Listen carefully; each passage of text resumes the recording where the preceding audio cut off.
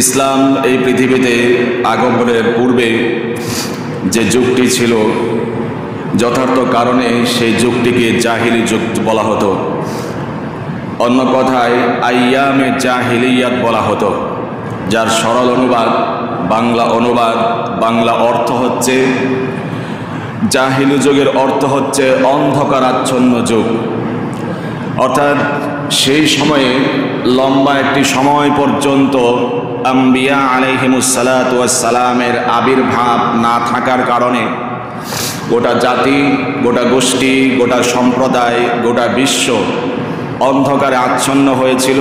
ঐশী ছোঁয়া না থাকার কারণে অবস্থা এমন হয়েছিল, মানুষের কাছে কোনো মূল্যায়ন ছিল না। বিশেষভাবে মেয়ে মানুষ, নারী জাতি হয়ে জন্মগ্রহণ করাটাই ছিল অপরাধের বিষয়। কন্যা সন্তানের মুখ বাবা দেখতে পেলেই সেই কন্যা সন্তানকে জীবন্ত হত্যা করত, দাফন করত। এমন একটি যুগ ছিল এক সময় ইসলাম আসার পূর্বে। সেই যুগটিকে বলা হয় জাহিলি যুগ, সেই যুগকে বলা হয় আইয়ামে জাহিলিয়াত। এই গোটা বিশ্বের অন্ধকার আচ্ছন্ন বিশ্বকে কোরআনের আলোয় আলোকিত করতে, ঐশী আলোয় আলোকিত করতে এই পৃথিবীতে মহান পুরুষ, মহান নায়ক, মহান নেতা, মহান মানব, সর্বকালের সর্বশ্রেষ্ঠ মহামানব, ইমামুল আম্বিয়া, সমস্ত নবীদের ইমাম যিনি মুহাম্মাদুর রাসূলুল্লাহ সাল্লাল্লাহু আলাইহি ওয়াসাল্লামকে আল্লাহ রাব্বুল আলামিন এই পৃথিবীতে প্রেরণ করলেন। গোটা বিশ্ব কোরআনের আলোয় আলোকিত হয়ে গেল। আল্লাহু আকবার। এই গোটা বিশ্বকে, অন্ধকার আচ্ছন্ন বিশ্বকে, আইয়ামে জাহিলিয়াতকে আল্লাহর হাবিব সাল্লাল্লাহু আলাইহি ওয়াসাল্লাম কোরআন আর ইসলামের আলোয় আলোকিত করে দিয়েছেন নিমিষেই। সুবহানাল্লাহ। হুজুর সাল্লাল্লাহু আলাইহি ওয়াসাল্লাম আসার পর, এই অন্ধকারাচ্ছন্ন সময়ে আসার পরে যেই কথাটি কিছুক্ষণ আগেই বললাম, কন্যা সন্তান হয়ে জন্মগ্রহণ করলে জীবন্ত দাফন করত, এমন একজন পুরুষ, এমন একজন সাহাবীর নাম ছিল দাহিয়াতুল কলবি রাদিয়াল্লাহু তাআলা আনহু। তার অত্যাচার, নিপীড়ন কন্যা সন্তানের প্রতি এত বেশি বেগবান ছিল, তিনি কন্যা সন্তান হলেই তাকে জীবন্ত দাফন করতেন। নাউজুবিল্লাহ। কন্যা সন্তান হওয়া এটা আমাদের মাদের কোনো দোষের কাজ নয়। সায়েন্সের দৃষ্টিকোণ থেকে যদি অ্যানালাইসিস করা হয়, তাহলে সায়েন্স বলবে, মেডিকেল সায়েন্স বলবে, পুরুষের কারণেই কন্যা সন্তান জন্মগ্রহণ করে, এতে মেয়ে লোকের কোনো দোষ নাই। আর কোরআনের ভাষায় বললে ইয়াখলুকু মা ইয়াশা ইয়াহাবু লিমান ইয়াশাউ ইনাসান ওয়া ইয়াহাবু লিমান ইয়াশাউ যুকুর। আল্লাহ বলছেন, আমি আল্লাহ যাকে, যার গর্ভে যেই সন্তান দিতে ইচ্ছা করি সেই সন্তান দান করি। কোনো মেয়েকে, কোনো নারীকে আমি কন্যা সন্তান দান করি, কাউকে আমি ছেলে সন্তান দান করি, কাউকে ছেলে মেয়ে উভয়কে দান করি, আবার কাউকে আমি সারা জীবনের জন্য বন্দা করে রাখি। কথা বলতে হবে, ঠিক কিনা? এই কাজ কার? ছেলে সন্তান দেওয়ার কাজ কার? মেয়ে সন্তান কে দেন? ছেলে মেয়ে উভয়কে কে দেন? আবার নিঃসন্তান দম্পতি করে রাখেন সারা জীবন, এই কারিগরি কার? অতএব এখানে মানুষের কোনো ক্রেডিট নাই, মানুষের কোনো হস্তক্ষেপ নাই। তো ওই সময়ে দাহিয়াতুল কলবি রাদিয়াল্লাহু তাআলা আনহু ইসলামের আলোয় আলোকিত হওয়ার আগে তিনি তার স্ত্রীর সাথে তাদের জৈবিক চাহিদা পূরণ হওয়ার পরে সময়ে সময়ে যেই সন্তান পৃথিবীর মুখ দেখত সেই সন্তানই কন্যা সন্তান হতো, এবং কন্যা সন্তান হলে তাই সে তার সন্তানকে জীবন্ত দাফন করত। আল্লাহর হাবিব সাল্লাল্লাহু আলাইহি ওয়াসাল্লাম দোয়া করলেন, আয় আল্লাহ, আবু লাহাব অথবা দাহিয়াতুল কলবি, এই দুইজনের একজনকে ইসলামের আলোয় আলোকিত করো। আল্লাহ রাব্বুল আলামিন তার দোয়াকে কবুল আর মঞ্জুর করে নিয়েছেন। বিশ্বনবী সাল্লাল্লাহু আলাইহি ওয়াসাল্লামের দোয়ার পরে আল্লাহ রাব্বুল আলামিন জানিয়ে দিলেন, ইয়া রাসূলুল্লাহ, ইয়া হাবিবাল্লাহ, আপনি আমার দরবারে আবু লাহাব অথবা দাহিয়াতুল কলবির জন্য দোয়া করেছেন, আমি আল্লাহ রাব্বুল আলামিন দাহিয়াতুল কলবির পক্ষে দোয়া কবুল করে নিলাম। ও আমার হাবিব, আগামীকাল সকালবেলায় দাহিয়াতুল কলবি যে কন্যা সন্তান হলে জীবন্ত দাফন করে দেয় কন্যা সন্তানকে, সেই দাহিয়াতুল কলবি আপনার দরবারে ইসলাম গ্রহণ করার জন্য আসবে। সুবহানাল্লাহ। নবীজি আল্লাহর পক্ষ থেকে প্রত্যাদেশ পাওয়ার পরে সাহাবায়ে কেরামকে উদ্দেশ্য করে বললেন, ও আমার সাহাবীরা, আল্লাহ রব্বুল আলামিন আমাকে জানিয়েছেন আগামীকাল দাহিয়াতুল কলবে ইসলাম গ্রহণ করার জন্য আসবে। খবরদার খবরদার, তার সাথে কোনো রকমের বাজে আচরণ করা যাবে না, অবশ্যই সুন্দরভাবে সমাদর করে আমার সামনে তাকে উপস্থিত করবা, খারাপ আচরণ করা যাবে না। সাহাবায়ে কেরাম সকাল হওয়ার পরে দাহিয়াতুল কলবি রাদিয়াল্লাহু তাআলা আনহুর আগমনের অপেক্ষায় অপেক্ষমান আছেন। কিছুক্ষণ পর দেখা গেল দাহিয়াতুল কলবি রাদিয়াল্লাহু তাআলা আনহু সাহাবীদের সামনে এসে উপস্থিত হয়েছেন। সুবহানাল্লাহ। সাহাবায়ে কেরাম রাদিয়াল্লাহু তাআলা আনহুম আজমাইন নবীজির বক্তব্য অনুযায়ী, আদেশ আর অর্ডার অনুযায়ী ওই দাহিয়ার সাথে খারাপ কোনো আচরণ করলেন না, পরিপূর্ণ শ্রদ্ধা ভক্তির সাথে তাকে বরণ করতে দাঁড়িয়ে গেলেন, রেসপেক্ট করলেন তাকে পরিপূর্ণভাবে। বিশ্ব নবীর দরবারে নিয়ে আসলেন আল্লাহর হাবিব সাল্লাল্লাহু আলাইহি ওয়াসাল্লাম। দাহিয়াতুল কলবি নেককারজনক একজন ব্যক্তির নাম। তখনও এমন একজন খুনি ব্যক্তিকে, খারাপ বাবাকে দেখে আল্লাহর হাবিব সাল্লাল্লাহু আলাইহি ওয়াসাল্লাম বসার জন্য নিজের চাদর গা থেকে খুলে নিচে বিছিয়ে দিলেন। দাহিয়াতুল কলবি কান্না শুরু করে দিলেন, হতাশ হলেন, আশ্চর্য হলেন, বিস্ময়ের সাথে ওই যে নবীর গায়ের চাদর জমিন থেকে উঠিয়ে কোনো দিশ দিশা না পেয়ে চুমু খেতে আরম্ভ করলেন। ইয়া রাসূলুল্লাহ, ইয়া হাবিবাল্লাহ, এই চাদরে বসার যোগ্য ব্যক্তি আমি নই, এই চাদরে বসার যোগ্য ব্যক্তি আমি নই, আমি এখানে বসতে পারবো না। ইয়া রাসূলুল্লাহ, আমি আপনার কাছে এসেছি ইসলাম কবুল করার জন্য, এই মুহূর্তে আমাকে কালেমা পড়িয়ে দিন। আল্লাহর হাবিব সাল্লাল্লাহু আলাইহি ওয়াসাল্লাম আর দেরি করলেন না, তাকে পড়তে বললেন, লা ইলাহা ইল্লাল্লাহু মুহাম্মাদুর রাসূলুল্লাহ সাল্লাল্লাহু আলাইহি ওয়াসাল্লাম। এবার দাহিয়াতুল কলবি রাদিয়াল্লাহু তাআলা আনহু জর্জর করে চোখের পানিগুলো ছেড়ে দিচ্ছেন। সাহাবীরাও তার কান্নার সুরে এতটা আবেগপ্রবণ হয়েছেন, অনেক সময় মানুষের কান্না দেখলে নিজেরও কান্না আসে, বাস্তবতা আছে না নাই? তো ওই দাহিয়াতুল কলবি এত বেশি কান্না করছিলেন, সাহাবীরাও ঠিক থাকতে পারলেন না, নিজেকে কন্ট্রোল আর সংবরণ করতে পারলেন না, তারাও তার সুরে কান্না আরম্ভ করে দিলেন। নবীজি তাকে উদ্দেশ্য করে জিজ্ঞেস করলেন, দাহিয়া, স্বেচ্ছায় ইসলাম কবুল করেছো, বাধ্যতামূলক নয়, জোর জবরদস্তি করা হয় নাই, হস্তক্ষেপ করা হয় নাই, জোর বা বল প্রয়োগ করা হয় নাই, তারপরেও কান্না করছো ইসলাম কবুলের পরে কারণ কি? দাহিয়াতুল কলবি রাদিয়াল্লাহু তাআলা আনহু জবাব দিলেন, ইয়া রাসূলুল্লাহ, ইয়া হাবিবাল্লাহ, ইসলাম স্বেচ্ছায় কবুল করেছি, ইসলাম গ্রহণ করে নিয়েছি, এই দুঃখে জর্জরিত হয়ে আমি কান্না করছি না, নিজের বিগত জীবনের অপরাধের কথা স্মরণ করে কান্না করছি। আমার স্ত্রীর নিয়ম ছিল যতবার তার গর্ভ থেকে সন্তান হয়েছে, কন্যা সন্তান হয়েছে, আমি যত কন্যা সন্তান হয়েছে সবগুলোকে জীবন্ত দাফন করেছি। নাউজুবিল্লাহ। আমি এর জন্য কান্না করছি, এত বড় অন্যায় করেছি, অপরাধ করেছি, আজকে আমি ইসলামকে কবুল করতে এসেছি, আল্লাহকে আমাকে মাফ করবেন। আল্লাহু আকবার। এই অনুশোচনায় অনুতপ্ত হয়ে দাহিয়াতুল কলবি রাদিয়াল্লাহু তাআলা আনহু অশ্রুসিক্ত হচ্ছেন, কান্না করছেন, চোখের পানিগুলো ঝরঝর করে ছাড়ছেন। এবার হুজুর সাল্লাল্লাহু আলাইহি ওয়াসাল্লামের কারগুজারি আরো বেশি করে শোনালেন। তিনি বললেন, ইয়া রাসূলুল্লাহ, সর্বশেষ আমি কয়েক বছর আগে আমার স্ত্রীর গর্ভে সন্তান রেখে সফরে বের হয়েছিলাম। কয়েক বছর পরে সফর থেকে ফিরে এসে আমি দেখতে পেলাম আমার ঘরে একদম সুন্দর চেহারার অধিকারী, ফুটফুটে চেহারার অধিকারী একজন সুন্দর কচি কাঁচা ছোট্ট অবুজ একটি নিষ্পাপ কন্যা সন্তান আমার ঘরে। সে আমাকে দেখার পরে ইয়া আবাতি, ইয়া আবাতি, ও আব্বুজান, ও আব্বুজান, এই কথা বলতে বলতে ঘর থেকে বেরিয়ে আমাকে জড়িয়ে ধরল। সুবহানাল্লাহ।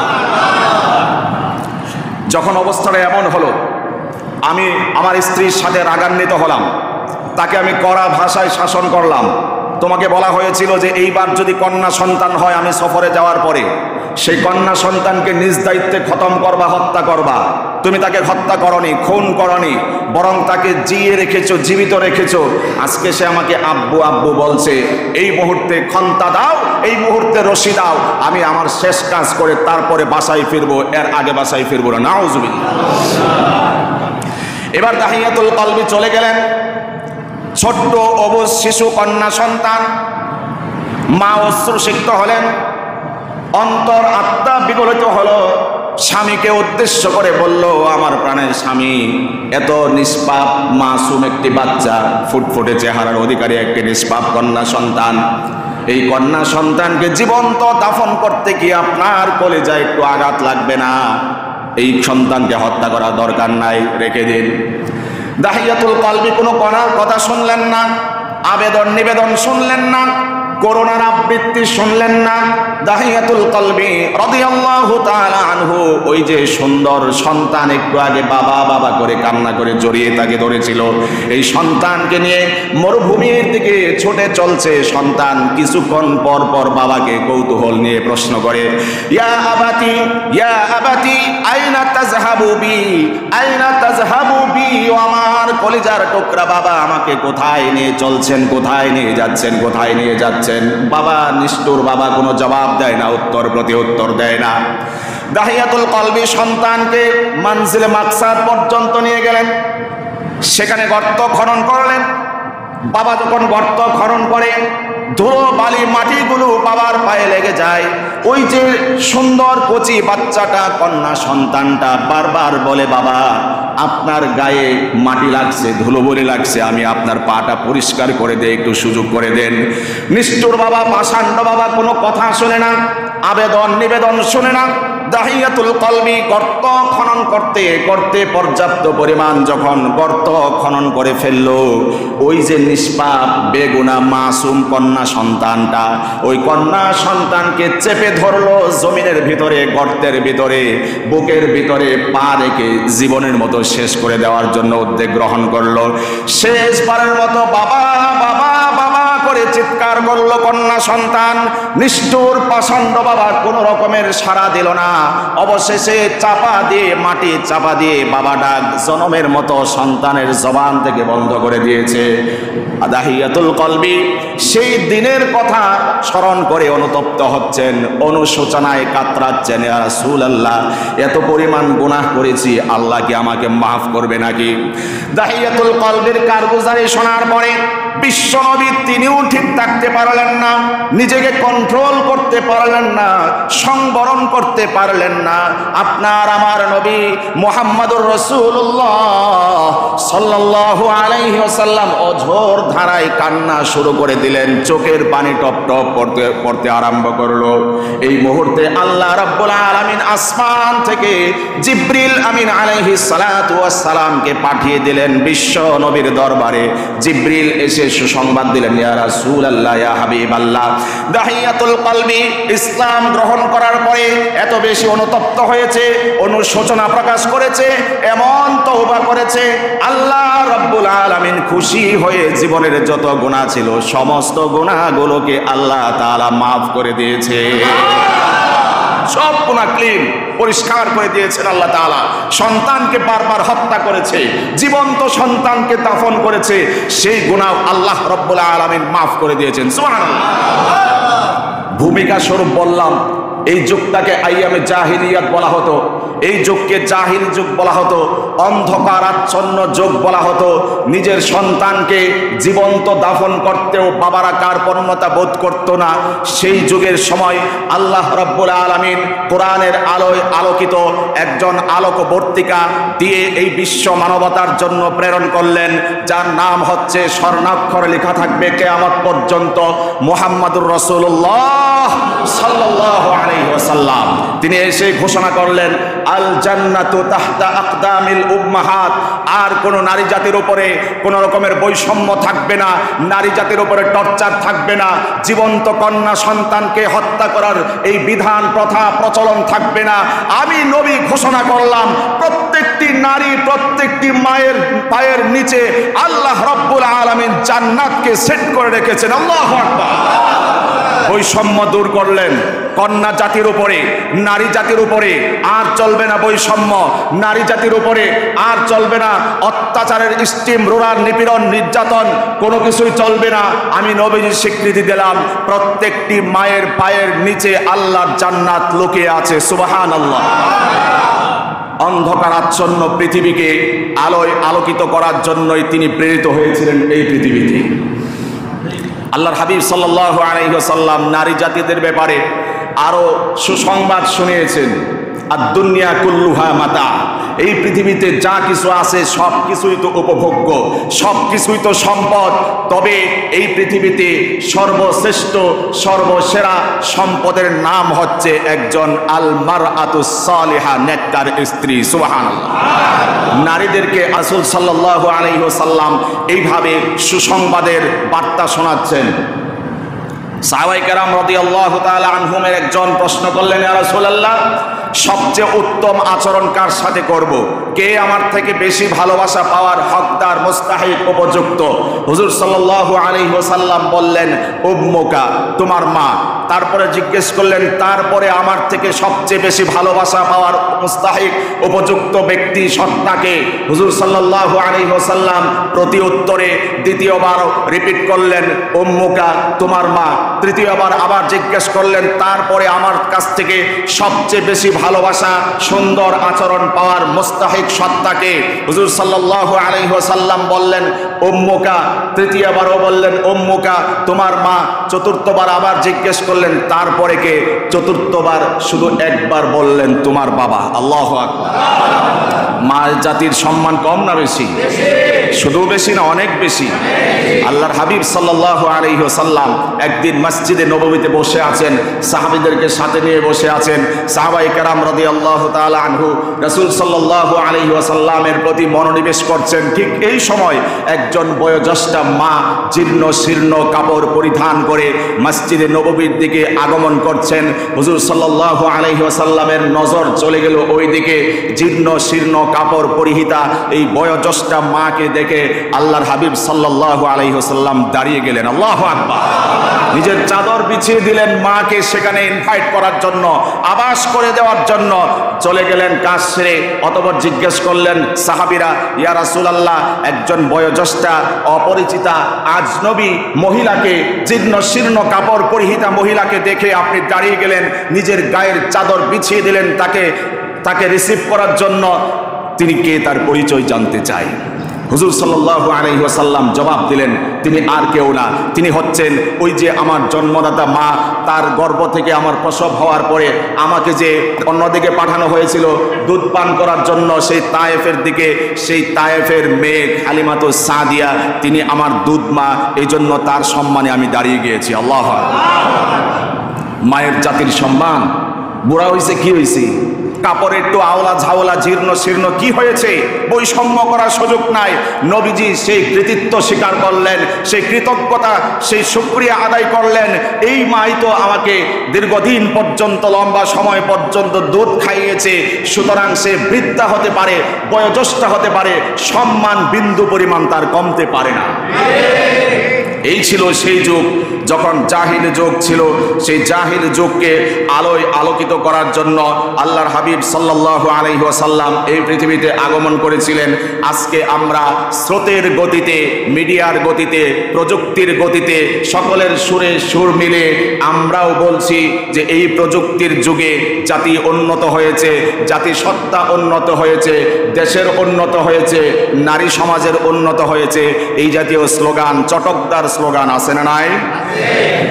কিন্তু দুঃখজনক হলে সত্য, আমরা যদি কোরআন দিয়ে রিসার্চ করি, কোরআনের আলোয় যদি আমরা তাহকিক, বিশ্লেষণ, গবেষণা করি, আর হাদিসের দৃষ্টিকোণ থেকে যদি আমরা অ্যানালাইসিস করি, ইসলাম আর প্রযুক্তিকে যদি পাশাপাশি আমরা দাঁড় করাই, আমরা স্পষ্ট দেখতে পাবো, এই যন্ত্রের মাধ্যমে দেখতে পাবো যে আগে আইয়ামি জাহিলিয়াত যে যুগকে বলা হতো, সেই যুগকে হার মানে আরো অন্ধকার যুগে আমরা বসবাস করছি।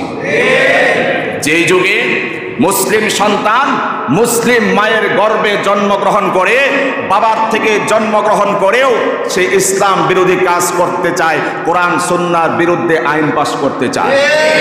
এই যুগ যুগকে আমি আধুনিক, অত্যাধুনিক, মডার্ন যুগ বলতে পারি না। কোরআন সুন্নাহর বিরুদ্ধে যেই যুগ চলে যায় আমি সেই যুগকে আইয়ামে জাহিলিয়াত তথা জাহিলি যুগ বলতে বাধ্য হব। এটাই হচ্ছে মুসলমানদের ঈমানি চেতনা, স্পৃহা। যদি এমনটা না হয়, বাম রামদের সুরে তাল মিলিয়ে যদি আমিও বলি আধুনিক অত্যাধুনিক যুগে বসবাস করছি, কোরআন সুন্নাহর বিরুদ্ধে গিয়ে সেই যুগকে আমি আধুনিক অত্যাধুনিক যুগ বলতে পারি না। এমনটাই চলছে। সরলতার সুযোগে ষড়যন্ত্র, চক্রান্ত গভীরভাবে, নিবিড়ভাবে চালানোর পায়তারা করছে মুসলমান মায়ের সন্তানেরাই। আজকে আমরা জানেন আপনারা অনেকেই, গত 18 নভেম্বর, সে 18 নভেম্বরে নারী বিষয়ক সংস্কার একটি কমিশন গঠন করা হয়েছে, একটা টিম গঠন করা হয়েছে। নারীদের কি কি সংস্কার করতে হবে, সংযোজন বিয়োজন করতে হবে, এই বিষয়ে একটি টিম গঠন করা হয়েছে। নারী বিষয়ক সংস্কার কমিশন গঠন করা হয়েছে 18 নভেম্বরে, এবং এই যে চলতি মাসের 19 এপ্রিল সেই সংগঠনটি তারা 15টি সুপারিশ জমা দিয়েছে বর্তমান প্রধান উপদেষ্টার কাছে। সেই 15টি উপদেশের মধ্যে উল্লেখযোগ্য এবং কোরআনের সাথে সরাসরি বিদ্বেষপূর্ণ, সুন্নাহর সাথে, ইসলামের সাথে সরাসরি সাংঘর্ষিক, আক্রমণাত্মক এমন 2-1টি আমরা সুপারিশ আপনাদের সামনে পড়ে শোনাবো। শুনবেন ইনশাআল্লাহ? বোঝার চেষ্টা থাকবে ইনশাআল্লাহ। ইসলামের বেলায় সবাই এক আর নেক, কথা বলতে হবে। ইসলামকে মাইনাস করে জাতিকে খুশি করতে পারবো না। ইসলামকে মাইনাস করে ইন্ডিয়া ভারতকে খুশি করতে পারবো না। ইসলামকে মাইনাস করে, কোরআন সুন্নাহকে মাইনাস করে আমেরিকা, ট্রাম্প ওগুলাকে খুশি করতে পারবো না। ইসলাম, কোরআন আর সুন্নাহর বিরুদ্ধে বিরুদ্ধাচরণ করতে গিয়ে ইসরায়েলকে খুশি করতে পারবো না। আপনি যে কোনো দল করেন, সংগঠন করেন, আপাতত আমার আপত্তি নাই। আপনার পছন্দের সংগঠনের সাথে আপনি জড়িত থাকতেই পারেন, বিবেক বিবেচনা সেটা আপনার উপরে। যেহেতু মসজিদে আসছি, সবাই আমরা মুসলমান, কোনো সন্দেহ আছে? আমাদের সকলের ধর্ম ইসলাম, কোনো সন্দেহ আছে? আমাদের সকলের ঈমান কালেমা, কোনো সন্দেহ আছে? আমাদের সকলের নেতা মুহাম্মদুর রাসূলুল্লাহ সাল্লাল্লাহু আলাইহি ওয়াসাল্লাম, কোনো সন্দেহ আছে? আমাদের কোরআন এক, কোনো সন্দেহ আছে? আমাদের আল্লাহ এক, কোনো সন্দেহ আছে? আমাদের বাইতুল্লাহ এক, কোনো সন্দেহ আছে? সুতরাং ইসলামের বেলায় সমস্ত দল সংগঠনকে এক পাশে রেখে ইসলামকে জয় আর বিজয় করার জন্য সকলে ঐক্যবদ্ধভাবে প্ল্যাটফর্মে দাঁড়াতে হবে, কথা বলতে হবে। এটা সব সময় থাকতে হবে ইসলামের বেলায়, আমার ধর্মের বেলায়, ঈমানের বেলায় সব সময় আমাকে পজিটিভ থাকতে হবে, সাপোর্ট আর সমর্থন থাকতে হবে। শুধুমাত্র সুবিধার সময়, জিলাপি খাওয়ার সময়, খিচুড়ি খাওয়ার সময়, অনুষ্ঠানে বিরিয়ানি খাওয়ার সময়, মিলাদ পড়ে পড়ে ওই সময় নবীরে ভালোবাসি, ইসলামরে ভালোবাসি, 5 বেলার 1 বেলাও পড়েন, জুমার নামাজও পড়েন। ওইটা কোন রকমের আশিকে রাসূল? আমাকে জবাব দেন। যে বেটা নামাজেই পড়ে না, আল্লাহকে সিজদা করে না, যেই লোক ইসলামের গণ্ডির বাইরে গিয়ে অবান্তর সব কিছু করে বেড়ায়, ইসলাম বিদ্বেষপূর্ণ আচরণ করে বেড়ায়, ইসলামের বিধি নিষেধগুলো সে ফলো করে না, আল্লাহর আদেশ নিষেধ ফলো করে চলে না, সেই লোক যদি মিলাদ পড়ার বেলায় ইশকে রাসূল প্রমাণ করতে চায়, নিঃসন্দেহে সেটা ইশকে রাসূল নাই, শয়তানের আশিক, কথা বলতে হবে, ঠিক?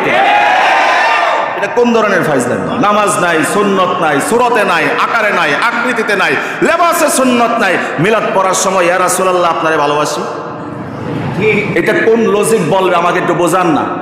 যদি আল্লাহকে সিজদাই না করি, নবীকে ভালোবাসার কোনো অর্থ আছে নাকি? এটা কোনো যথার্থতা আছে নাকি? এটা ফাইজলামি ছাড়া কিচ্ছু না। আল্লাহরে সিজদা করি না, নবীর জন্য পাগল।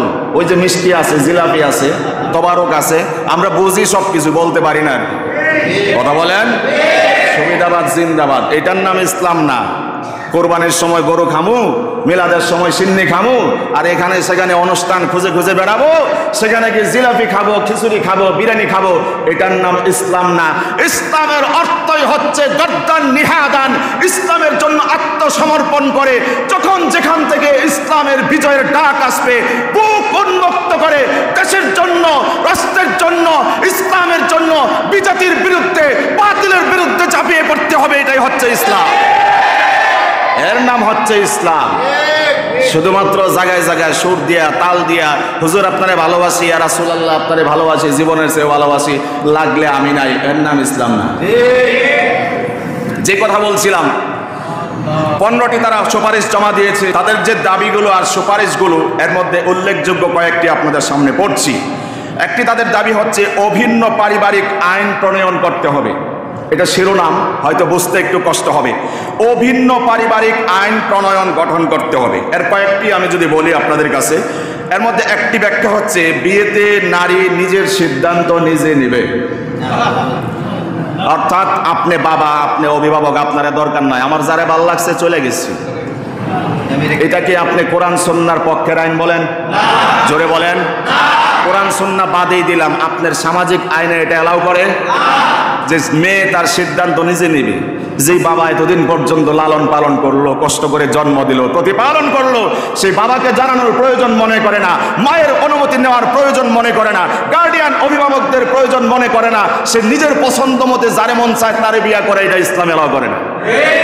আল্লাহর হাবিব সাল্লাল্লাহু আলাইহি ওয়াসাল্লাম বলেছেন, লা নিকাহা ইল্লা বিওয়ালি, অভিভাবক ছাড়া বিয়া চলবে না। আমি শুধু হাদিসের তরজমা করছি, মাসআলা বলছি না। মাসআলা যেটা আছে আছে। আইয়ুমা ইমরাআতিন নাফসাহা বিগাইরি ইজনি ওয়ালিয়িহা ফানিকাহুহা বাতিলুন ফানিকাহুহা বাতিলুন ফানিকাহুহা বাতিলুন। রাসূল সাল্লাল্লাহু আলাইহি ওয়াসাল্লাম বলছেন, যে তার অভিভাবকের অনুমতি ছাড়া একলা একলা বিয়া করলো, সেই বিয়া বাতিল, সেই বিয়া বাতিল, সেই বিয়া বাতিল। সেটা বিয়া না। অভিভাবকের অনুমতি ছাড়া সেটা বিয়া না। আমি আবারও বলছি, আমি হাদিসের অনুবাদ করছি, মাসআলা বলছি না, ফতোয়া দিচ্ছি না। এটা হচ্ছে তাদের একটা কোরআন সুন্নাহর বিরুদ্ধে সাংঘর্ষিক একটি সুপারিশ, যে মেয়ে বা বিয়ের বিষয়টা নিজের উপরে থাকবে, অভিভাবক লাগবে না। এই ধরনের আইনের ব্যাপারে তারা সুপারিশ করেছে। তারা আরো একটি কথা বলেছে, তালাকে নারী পুরুষ সমান অধিকার পাবে। বুঝে থাকলে নাউজুবিল্লাহ বলেন। অর্থাৎ আপনার মন চাইলে মহিলারা যেভাবে তালাক দিয়ে দেন, এবং তারা বলতে চায় যে মহিলাও মন চাইলে আপনারা তালাক দিয়ে আর একবারের সাথে চলে যাবে। এই আইন প্রণয়ন করার জন্য এই নারী সংগঠন সুপারিশ করেছে। নাউজুবিল্লাহ বলেন, আরো জোরে বলেন নাউজুবিল্লাহ। তো ইসলাম বলে, ফাইন খিফতুম আল্লা ইউকিমা হুদুদাল্লাহ ফালা জুনাহা আলাইহিমা ফীমা ইফতাদাত বি। যদি তোমরা মনে করো একজন আর একজনের সাথে বনিবানা হচ্ছে না, সংসার করা সম্ভব হচ্ছে না, তাহলে স্ত্রী তার কাছে মুক্তিপণ দাবি করবে যে আমি তোমারে এই দিতে চাই, এর বিনিময়ে আমারে ছাইরা দাও। খোলা তালাক বা ফাসক বিবাহ বলা যেতে পারে। বিবাহের বিচ্ছেদের জন্য আবেদন করতে পারবে, হাইকোর্টে গিয়ে সে আবেদন করতে পারবে, আদালতের মাধ্যমে আবেদন করতে পারবে যে আমি আপনার কাছ থেকে তালাক চাইছি, আমি আপনার থেকে মুক্তি চাইছি, আমাকে মুক্তি দিয়ে দিন। স্বামীর কাছ থেকে স্ত্রী এইভাবে আবেদন নিবেদন করতে পারবে। এটা হচ্ছে ইসলামের বিধান। আর তারা আইন প্রণয়ন করার জন্য সুপারিশ করছে যে না, স্ত্রীও স্বামীকে তালাক দিয়া 14 তালাক দিয়ে চলে যেতে পারে, এবং এই আইন প্রণয়ন করার জন্য তারা সুপারিশ করছে। নাউজুবিল্লাহ বলেন। আর সবচেয়ে সেনসিটিভ যে আঘাত তাদেরকে করেছে, যেই জায়গাতে তারা বলতে চায় যে কোরআনে একটি আয়াত আছে, ইউসিকুমুল্লাহু ফি আওলাদিকুম লিযযাকারি মিসলু হাজ্জিল উনসায়াইন। এই জায়গাতে সমন্বয় করতে হবে, অর্থাৎ পুরুষ পাবে 1 ভাগ আর নারী পাবে পুরুষের অর্ধেক। এটা হচ্ছে কোরআনের আইন। তারা সুপারিশ করছে না, এই বৈষম্য চলবে না, পুরুষ 1 পাইলে নারীকেও 1 দিতে হবে। সবাই নারীবাদী নাকি আপনারা? জোরে বলেন নাউজুবিল্লাহ। এরপরে না বুঝাই নাউজুবিল্লাহ বললে বলেন, তারপরে ব্যাখ্যা দিচ্ছি আমি।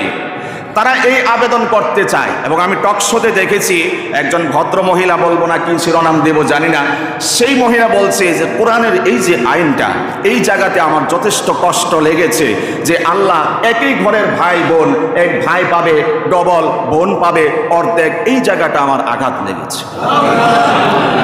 কত রকমের সভ্য মহিলা, আর কোন শিরোনাম বা উপাধি দিলে তার হক অধিকার আদায় হবে আমার জানা নাই। সে কোরআনের আইনের উপরে হস্তক্ষেপ করে দাবি করছে যে আমার এই জায়গাটাতে কষ্ট লাগছে, আল্লাহ এই বিধান কি জন্য করল। নিমে মোল্লা খতরনাক, এই ধরনের একটা কথা আছে, অল্প শিক্ষা ভয়ঙ্কর। যে এইটুকু শুধু দেখছে, গোটা কোরআন তালাশ করে নাই, নবীজির সুন্নার হাদিস তালাশ করে দেখে নাই, শুধু এই জায়গাতে দেখছে আর জাল লাগছে। আসলেই তো আমি 1 মায়ের ঘর থেকে জন্ম নিলাম, ভাই পায় ডবল, আমি বোন একই মায়ের থেকে জন্ম নিলাম, আমি অর্ধেক পাই। কোরআন, ইসলাম আর ইসলামের আল্লাহ তো আমারে ঠকাইছে। নাউজুবিল্লাহ বলেন। এবার আমরা যদি একটু বিশ্লেষণ করি, যদি এই কথাটার প্রতি উত্তর বা জবাব দিতে যায়, তাহলে যুক্তির আলোকে এইভাবে বলা যায়, যদি এই জায়গায় সে সমন্বয় বা সমতা বজায় রাখতে চায় যে নারী পুরুষ এখানে এক থাকতে হবে, এটাই তো তার দাবি। পুরুষ যা পাবে বোনও তা পাবে, এই তো তার দাবি। তাহলে আমাদের দাবি হচ্ছে নারী পুরুষের যদি সমান অধিকার চান, তাহলে যেদিন আপনার স্বামীর সাথে বিবাহ বন্ধনে আবদ্ধ হয়েছিলেন, কাজী সাহেব ইমাম সাহেব সরা পড়িয়েছিল, 10 লক্ষ টাকা দেনমোহর ধার্য করিয়া আপনার কাছে বিবাহের প্রস্তাব দেওয়া হলো, আপনি রাজি? এই কেউ রাজি বললেন না। গল্প মনে পড়ছে, এক উস্তাদ মাসআলা পড়াচ্ছেন ছাত্রকে, বিবাহের মাসআলা, যে মনে করো আমার মেয়ে তোমার কাছে বিবাহ দিলাম, এইটুক বলতেই ছাত্র বলে আলহামদুলিল্লাহ আমি কবুল করলাম। এজন্য বলছি কেউ আলহামদুলিল্লাহ বলার বা কবুল বলার দরকার না। যাই হোক, যে কথা বলছিলাম, যখন 10 লক্ষ টাকা দেনমোহর ধার্য করিয়া বিবাহ বন্ধনে আবদ্ধ হইয়াছিলেন, তখন তো বললেন না ওই বেড়া মানুষ আমার 10 লক্ষ টাকা দিতেছে, আমিও তারে 10 লক্ষ টাকা দেই, যদি না দেই তাহলে ওই সমন্বয় সমতা তো আর থাকে না। ওই সময় সমান অধিকার চলে না। 10 লক্ষ টাকা পাইয়া বাকবাকুম খুশিতে অনেকে আছে, আবার ব্যবসায়ী গার্ডিয়ানের দিক থেকেও ব্যবসা করে মেয়ে দিয়ে, এমন ব্যবসায়ী আছে না নাই? মেয়ে দিয়ে ব্যবসা করে এখানে এক বিয়া করায় 10 লাখ টাকা দেনমোহর উসুল করে আর এক জায়গায় বিয়া দেয়, সেখান থেকেও টাকাগুলো হাতিয়ে নেয়, আর এক জায়গায় বিয়ে দেয় মামলা হামলার হুমকি দিয়ে, সেখান থেকেও টাকা হাতিয়ে নেয়। এমন ব্যবসায়ী মহিলা বাংলাদেশে আছে না নাই? আছে। তো এই যে কথাবার্তা, যখন বেড়া 1 লক্ষ 10 লক্ষ টাকা তাকে দিল, তখন তো সেখানে সমান অধিকারের স্লোগান দিল না, আপনি আমার দিয়েছেন 10 লাখ টাকা, আমারও তো কিছু হক আছে, আমি কমপক্ষে 5 লাখ টাকা দিলাম আপনাদের, এই তো দিল না। হ্যাঁ না, কয় যে ইউসিকুমুল্লাহু ফি আওলাদিকুম লিজ্জাকারি মিসলু হাজ্জিল উনসায়াইন, আল্লাহ এই জায়গাতে পুরুষকে দিলেন বেশি, মহিলাকে দিলেন কম, এই জায়গাতে আমার কষ্ট লাগছে না। আউযুবিল্লাহ বলেন। দ্বিতীয় কথা হচ্ছে, তার যে যুক্তি লজিক, শুধুমাত্র এই আয়াতের তর্জমা আর অনুবাদ জানার কারণে এই শয়তানের খোরা যুক্তি তার মাথায় বাসা বেঁধেছে। যদি সব কোরআন পড়তো, কোরআনওয়ালাদের দ্বারস্থ হতো, তাহলে এই জাতীয় শয়তানের মতো খোরা যুক্তি তার মাথায় বাসা বাঁধত। এইটা তো বলা হয়েছে কোন সময়? মৃত্যুর পরে। কথা বলেন। কিন্তু মৃত্যুর আগে নারীকে আল্লাহ রাব্বুল আলামিন সমান অধিকার না, বরং ন্যায্য অধিকার, পুরুষের চেয়েও বেশি অধিকার দান করেছেন। কথা বলতে হবে। মৃত্যুর আগের কথা বলি, যখন একটা ছেলে সন্তান, আবার আজকে গিয়ে এটা আইন প্রয়োগ করতে যায়েন না, ঘরে অশান্তি করবেন না, আগে বলে নিলাম। ছেলে সন্তান যখন শাহবালেগ হয়ে যায়, প্রাপ্তবয়স্ক হয়ে যায়, এই বৎসর পর্যন্ত বাবার উপর হচ্ছে তাকে ভরণ পোষণ দিয়ে তার খরচাদি চালানো, প্রাপ্তবয়স্ক হওয়ার আগ পর্যন্ত। যখন সে প্রাপ্তবয়স্ক হবে, তখন নিজের খরচ সে নিজে পায়ে খাড়ানোর জন্য চেষ্টা করবে। এটা হচ্ছে মাসআলা। আর দায়বদ্ধতা, সামাজিকতা যেটা, ইনসাফ বা আদল যেটা, বাবা সন্তানকে লম্বা সময় পর্যন্ত ভরণ পোষণ দিবে, খরচাদি বহন করবে, সন্তানকে প্রতিপালন করবে, এটা হচ্ছে সামাজিকতা বা ন্যায় নিষ্ঠাতা।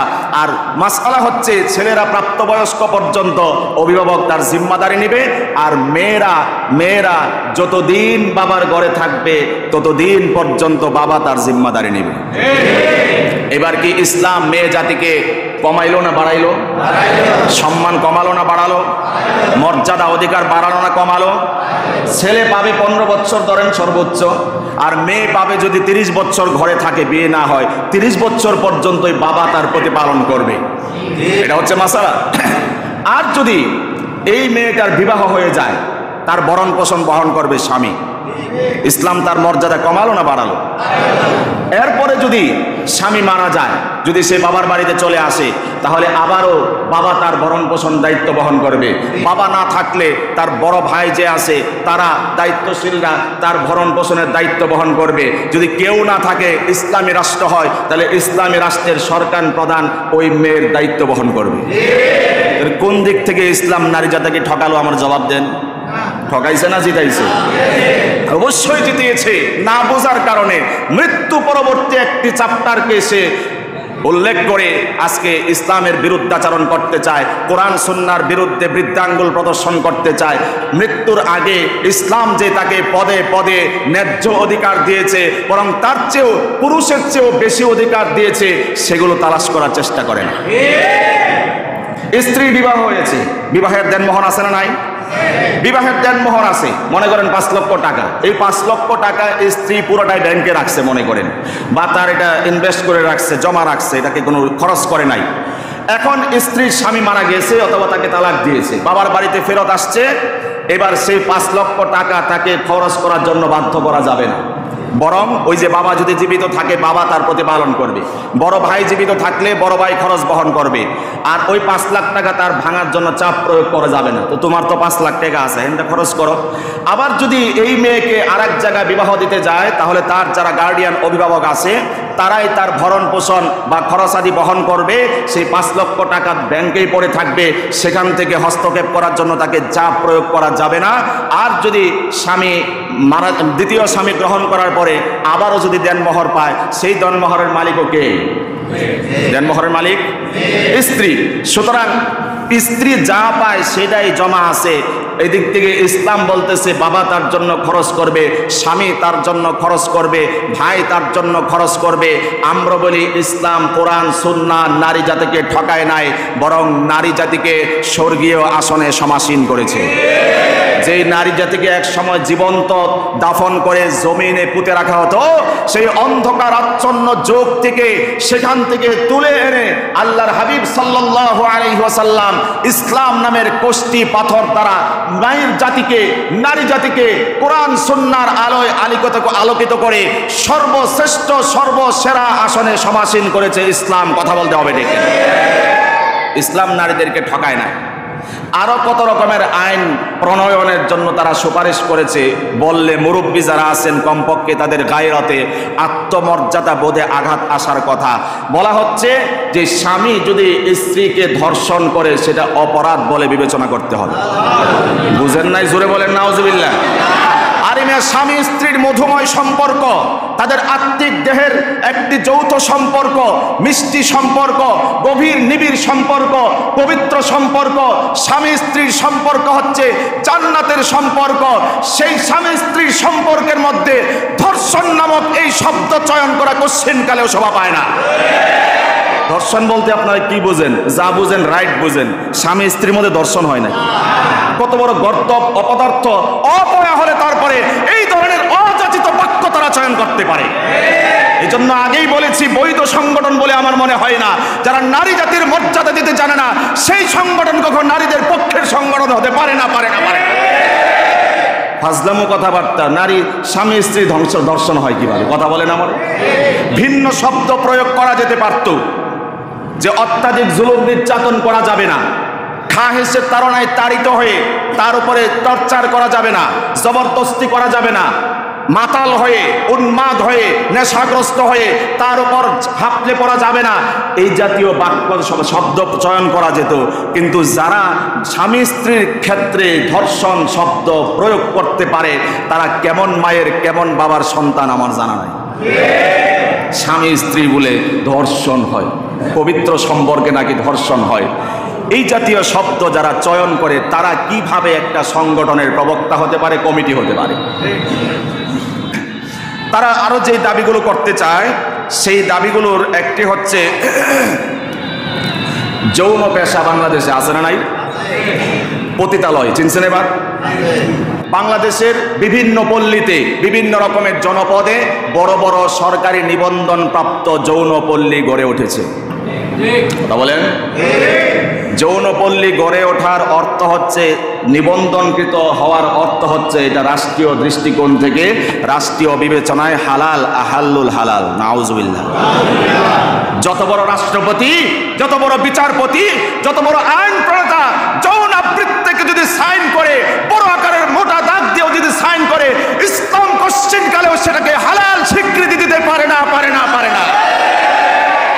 মানুষের চরিত্র হনন করার জন্য, যুব সমাজের জীবন যৌবনকে বিপন্ন করার জন্য জনপদে বিভিন্ন অলিতে গলিতে আজকে এই জাতীয় নিবন্ধন প্রাপ্ত এই জাতীয় যৌনপল্লী গড়ে উঠেছে। আমি নাম বলবো না, নাম বললে তো আবার অনেক ছেলের বেলেরা যদি ওখানে একটু ঘুরতেও যেতে চায়। বাংলাদেশের একটা জেলা আছে, সেখানে এমন একটি যৌনপল্লী আছে আমি অনলাইন মাধ্যমে বিবৃতি দিয়ে আপনাদের কাছে প্রেজেন্ট করছি, সেখানে 2000 যৌনকর্মী আছে। নাউজুবিল্লাহ বলেন।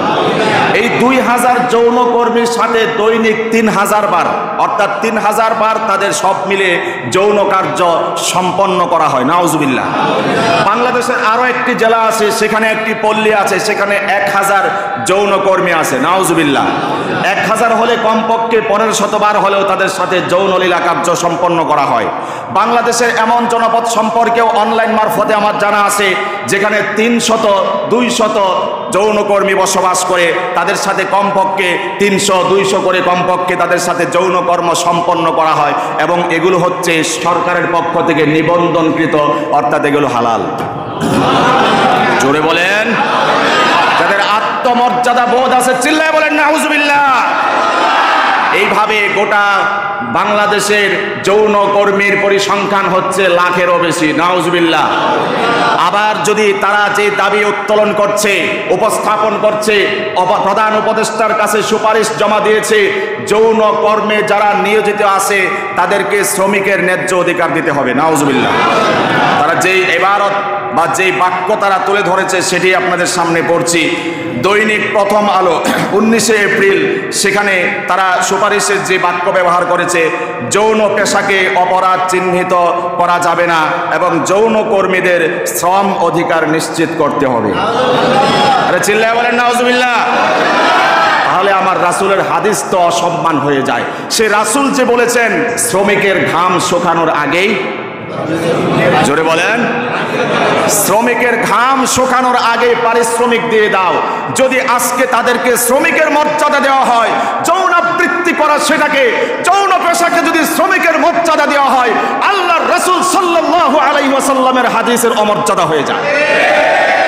কারণ তারা যদি এইটাকেও শ্রমিকের মর্যাদা দিতে চায়, শ্রমের মর্যাদা দিতে চায়, তাহলে তাদের জন্য তো হালাল, টাকার বিনিময়ে তাদের ঘাম শুকানোর আগে তাদেরকে পারিশ্রমিক দিয়ে দেবে। নাউজুবিল্লাহ বলেন।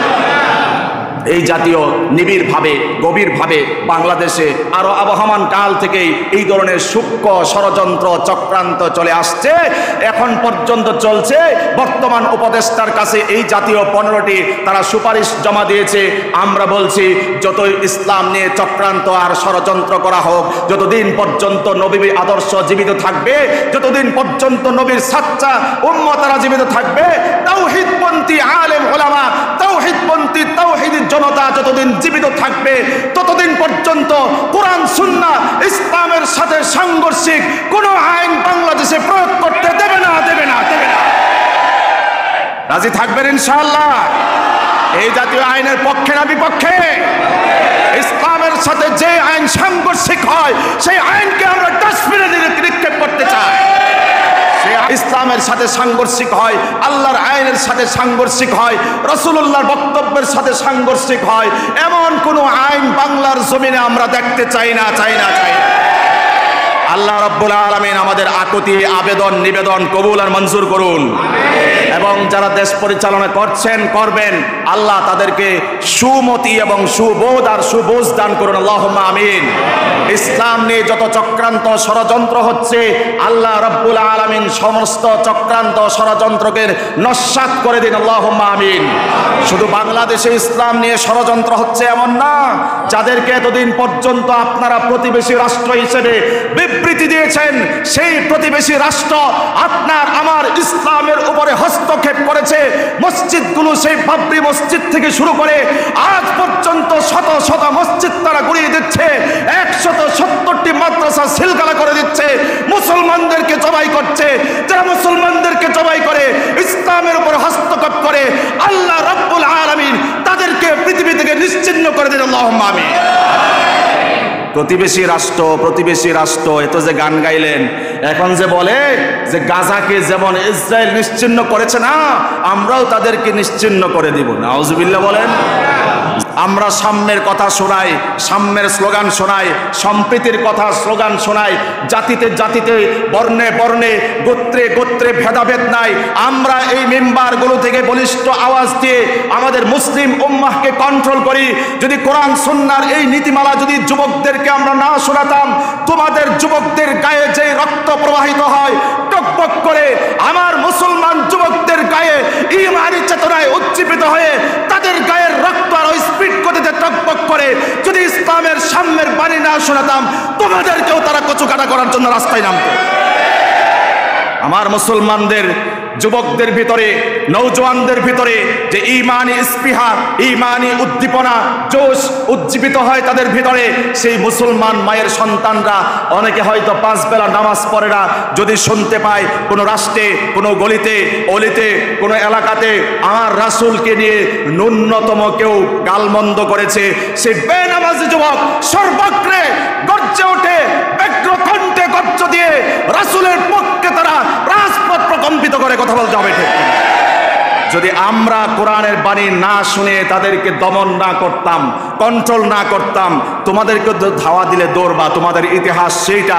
আল্লাহু আকবার নারায়ে তাকবীরের সেই ধ্বনি প্রতিধ্বনিত যখন সিলেটের ময়দান থেকে উচ্চারিত হয়েছিল, গৌর গোবিন্দের পতন হয়েছিল, তোমাদের পতনের ইতিহাস আমাদের জানা আছে। আমরা উগ্র জাতি না, সন্ত্রাসী না, জঙ্গি না, ঈমান আর তাওহীদপন্থী, যার কারণে আমরা তোমাদেরকে হস্তক্ষেপ করি না। দুঃখের বিষয় হচ্ছে আমরা তোমাদেরকে জামাই আদর করি, বিনিময়ে তোমরা আমাদেরকে কচুকাটা করো, হুমকি ধমকি দাও, যতই উগ্রপন্থী অবলম্বন করো, যতই জঙ্গি সাজো, সন্ত্রাসী সাজো, ক্ষয় আর লয়, পরাজয় একদিন তোমাদেরই হবে। এই গোটা বিশ্ব ইসলাম মুসলমানরা শাসন করবে। ইন্ডিয়া, ভারতবর্ষ মুসলমানদের আয়ত্তে আসবে। ইসরায়েল নামের কোনো চিহ্ন এই বিশ্বের মানচিত্রে থাকবে না। গোটা বিশ্ব মুসলমানদের করায়ত্তে আসবেই আসবে। এটা আমার কথা না, নবীজির বক্তব্য। গাজওয়াতুল হিন্দ হবে, মুসলমানদের বিজয় হবে, মুসলমানরা উল্লাস করবে, আবারও বাবরি মসজিদ নির্মিত হবে, সব সম্পত্তি মুসলমানদের সম্পত্তি আবারও মুসলমানরা দখলে নিয়ে আসবে। গোটা বাতিল সম্প্রদায়ের পরাজয় হবে, কোনো সন্দেহ না। যদি ঈমানের চেতনা থাকে, ইসলামের সমাজ আর বুঝ থাকে, তাহলে আমার একটি কথাতেও সমালোচনা করার কোনো সুযোগ নাই। অন্তর আত্মায় যদি এই দুনিয়া নিয়ে সবচেয়ে বেশি প্রবাহমান হয় দুনিয়ার চেতনা, ইসলামের প্রতি যদি বৃদ্ধাঙ্গুল প্রদর্শন করা হয়, তাহলে তার গাত্রদাহ হওয়ার সম্ভাবনা রয়েছে। ইসলাম রে কচুকাটা করে, মুসলমান হয়ে মুসলমানের বিরোধিতা করে। কথা বলেন, বেশি সুশীল সাজতে চায়, যতই সুশীল সাজো, যতই নাচানাচি করো, লাফালাফি করো, একদিন তোমাকে ইমামের সামনেই আসতে হবে। নিথর নিস্তব্ধ দেহ নিয়ে অসহায় এতিমের মতো তোমাকে জড় পদার্থের মতো শুয়ে থাকতে হবে। সেই বিসমিল্লাহি আলা মিল্লাতি রাসূলিল্লাহ, সেই কথার উপরে মিনহা খলাকনাকুম ওয়া ফিহা নুঈদুকুম ওয়া মিনহা নুখরিজুকুম তারাতান উখরা, এই কথার উপরে তোমাকে 3.5 হাত মাটির নিচে দাফন করা হবে। অতএব ইসলাম বিদ্বেষী কাজ ছেড়ে দাও। ইসলাম বিদ্বেষী কাজ যদি করতেই থাকো, করতেই থাকো, করতেই থাকো, খোদার কসম করে বলছি, দুনিয়াতে মস্তানি করবা, মাটির তলে যাওয়ার পরে তোমার সাথে ফেরেশতাদের মস্তানি শুরু হবে। এজন্য বেশি সুশীল সাজতে যাবেন না কেউ, বেশি সুশীল সাজার কোনো দরকার নাই। যেহেতু ঈমান নামের নিয়ামত দিয়েছেন, আল্লাহ ইসলাম ধর্মের অনুসারী করেছেন, অতএব ঈমানের উপরে অটল আর অবিচল থাকুন, ইসলামের উপরে কায়েম আর দায়েম থাকুন। ইসলামের বিরুদ্ধে যা যাবে সব নিপাত যাক। দিন ইসলাম, দিন ইসলাম, দিন ইসলাম। আল্লাহ রাব্বুল আলামিন আমাদের সমস্ত চক্রান্ত ষড়যন্ত্র থেকে বেঁচে থাকার তৌফিক দান করুন। ওয়া আখিরু দাওয়ানা আলহামদুলিল্লাহি রাব্বিল আলামিন।